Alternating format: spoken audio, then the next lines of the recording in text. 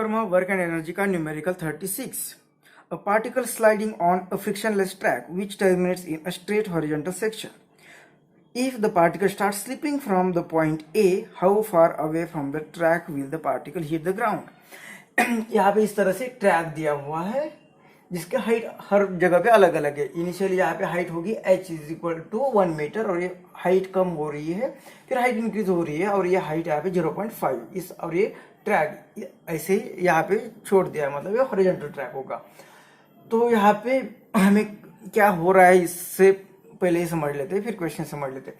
यहाँ पे ब्लॉक रखा है. अब ये ब्लॉक क्या होगा, ऐसे नीचे स्लाइड होगा. ये स्लाइड होगा तो ये इस तरह से स्लाइड होगा, मतलब यहाँ पे हाइट डिक्रीज हो रही है, हाइट डिक्रीज हो रही है, मतलब पोटेंशियल एनर्जी डिक्रीज होगी. जब ये पोटेंशियल एनर्जी डिक्रीज होगी तो उससे काइनेटिक एनर्जी बढ़ेगी, मतलब ये वेलोसिटी गेन करता जाएगा. यहाँ पे जितनी पोटेंशियल एनर्जी इतने हाइट तक डिक्रीज हो गई उतनी काइनेटिक एनर्जी उसने गेन की. तो फिर से ड्यू टू इनर्शिया फिर से वो वेलोसिटी के कारण वो थोड़ा सा आगे ऊपर जाएगा तो इतनी हाइट फिर से रेज करेगा, लेकिन पूरी जहाँ से आ गए उतनी हाइट रेज नहीं कर रहा है, मतलब जितनी पोटेंशियल एनर्जी डिक्रीज हो रही है उतनी गेन नहीं कर रहा है, मतलब उसके पास थोड़ी सी जितना दोनों का डिफरेंस होगा उतनी काइनेटिक एनर्जी बचेगी. क्योंकि यहाँ पे जितनी पोटेंशियल एनर्जी थी पूरी की पूरी फिर काइनेटिक एनर्जी कन्वर्ट नहीं होगी, क्योंकि उसकी हाइट फिर से रेज की, मतलब पोटेंशियल एनर्जी फिर से बढ़ेगी. तो जितनी काइनेटिक एनर्जी यहाँ पे गेन हो गई थी वो डिक्रीज होकर कुछ पोटेंशियल एनर्जी बढ़ेगी, और यहाँ पे आने के बाद उसके पास पोटेंशियल एनर्जी भी होगी, काइनेटिक एनर्जी भी होगी. और वो कहाँ से आ गई, यहाँ से. इसमें जो टोटल पोटेंशियल एनर्जी थी उसका कन्वर्जन यहाँ पे कुछ पोटेंशियल एनर्जी कुछ काइनेटिक एनर्जी में हो जाएगा. तो मतलब यहाँ पे पोटेंशियल एनर्जी जो होगी और यहाँ पे पहली थी और दोनों का सब्ट्रैक्शन किया तो हमें बची हुई काइनेटिक एनर्जी मिल जाएगी, और उससे हमें ये वेलोसिटी मिल जाएगी यहाँ पे. तो वो वेलोसिटी से फिर अब आगे फाइंड करेंगे, जैसे काइनेमेटिक्स यूज करके कि ये कहाँ पे गिरेगा. तो पहले तो इतना फाइंड करते कि ये वेलोसिटी कितनी होगी. ये कैसे फाइंड करेंगे, पहले तो कंजर्वेशन ऑफ एनर्जी. तो एनर्जी कंजर्वेशन ऑफ एनर्जी क्या होगी, यहाँ पे जितनी एनर्जी होगी ये यहाँ पे आने के बाद भी वही एनर्जी होगी, मतलब एनर्जी एट ए, इसे ए बोला है तो इसे बी बोलते हैं, तो एनर्जी एट बी भी वही रहेगी. एनर्जी एट ए जितनी होगी वही एनर्जी एट बी रहेगी. सिर्फ चेंज इतना होगा कि यहाँ सिर्फ पोटेंशियल एनर्जी और यहाँ पे पोटेंशियल प्लस काइनेटिक एनर्जी. यहाँ पे कितनी पोटेंशियल एनर्जी है, एम जी, और इसकी हाइट h1, और यहाँ पे पोटेंशियल एनर्जी कितनी होगी, mgh2 प्लस जो काइनेटिक एनर्जी गेन होगी 1/2mv².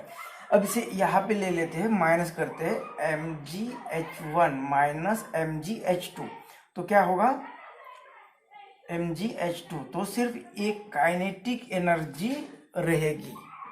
तो इस तरह से हमें काइनेटिक एनर्जी मिलेगी. m कॉमन लेते हैं सबसे, तो m क्या होगा, हर जगह से गायब होगा.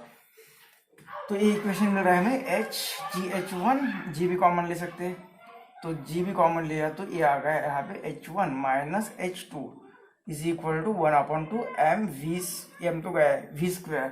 2 भी इधर लेते हैं तो ये आ गया 2, तो v², उसका स्क्वायर रूट ले लेंगे, तो ये 2, g की वैल्यू सपोज 9.8 ले ली, और ये h1 कितना है, ये 1 मीटर माइनस ये कितना है 0.5, ये आ गया v². इनका सब्ट्रैक्शन 0.5, इसका सब्ट्रैक्शन आएगा 0.5 और इंटू 2 1, मतलब ये आएगा 9.8, ये आएगा 9.8, मतलब v² आ गया 9.8. तो v कितना आ जाएगा, v आ जाएगा 9 होता है 3, तो ये 9.8 कितना आ जाएगा, और 10 का स्क्वायर रूट होता है हम लेते हैं 3.2, तो ये 9.8 का ले लेंगे 3.1.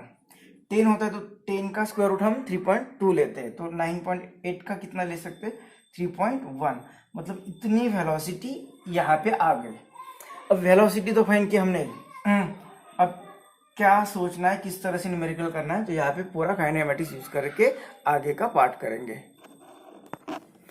अब ये ब्लॉक कहाँ पे गिरेगा, कितने डिस्टेंस से पर गिरेगा, ये फाइंड करने के लिए, मतलब रेंज फाइंड करनी है, तो काइनेमेटिक्स का कॉन्सेप्ट हम यूज करेंगे. कैसे, तो ये यहाँ से आगे ऐसे आ गए यहाँ पे, और यहाँ पे अभी मोशन में है, तो उसे सिर्फ हॉरिजॉन्टल मोशन है, वर्टिकल मोशन नहीं है.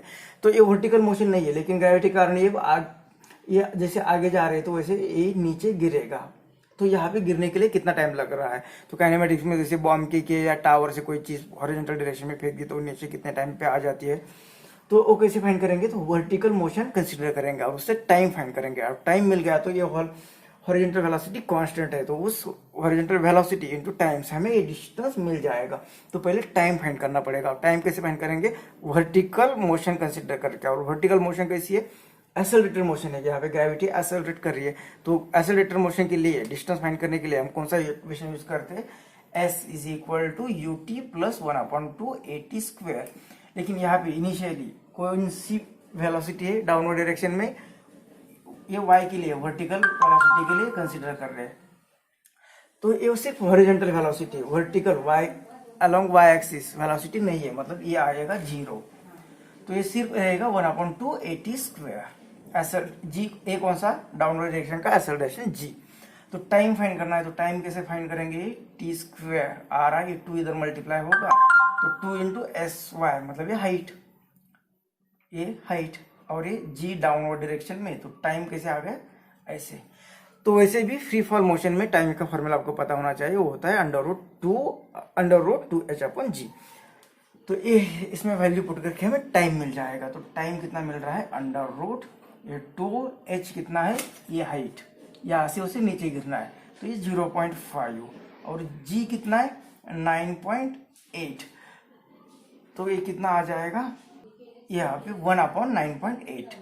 तो 1 टाइम 1 का √, तो 1 और 9.8 का रूट हमने अभी लिया था 3.1, तो ये आएगा 3.1। तो इसे क्या करना पड़ेगा, इसे डेसिमल निकालने के लिए, ये 10 और ये 31, तो इसे डिवीजन कर दो। तो डिवीजन से कितना आ जाएगा, तो t इज इक्वल टू 0. जैसे कि ये 100 है तो 30 से डिवाइड किया होता तो कितना आ जाता, 30 से डिवाइड किया तो 3.333। तो मतलब टाइम कितना आएगा 3.333 कितना भी सेकेंड। तो ये अभी यहाँ से कितना डिस्टेंस ट्रैवल करेगा, मतलब हॉरिजॉन्टल डिस्टेंस फाइंड करना है, मतलब रेंज फाइंड करना है। तो रेंज कैसे फाइंड करते हैं, हॉरिजॉन्टल वेलोसिटी कांस्टेंट है, तो कांस्टेंट वेलोसिटी होती है तो हम वेलोसिटी इनटू टाइम से डिस्टेंस फाइंड करते हैं। तो वेलोसिटी इनटू टाइम से डिस्टेंस फाइंड करेंगे। हॉरिजॉन्टल वेलोसिटी कितनी है, तो हमें मिल गई वो 3.1 मीटर पर सेकेंड। और टाइम नीचे आने के लिए कितना लग रहा है 0.33। तो नीचे आने के लिए जितना टाइम लगेगा उतनी हो हॉरिजॉन्टल डिस्टेंस ट्रैवल करेगी। तो ये आ रहा है 0.33 सेकेंड। तो इनका मल्टीप्लिकेशन करते हैं हम 3.1 इंटू 0.33, तो ये प्रोडक्ट करते हैं यहाँ पे। तो ये प्रोडक्ट यहाँ पे किया यहाँ पे 0.33 का। तो ये प्रोडक्ट करने के बाद 3 डिजिट के बाद डेसिमल, तो ये 3 डिजिट के बाद डेसिमल, मतलब रेंज आ रही है 1 मीटर। मतलब ये 1 मीटर, यही खत्म होने के बाद, टैग खत्म होने के बाद आगे 1 मीटर तक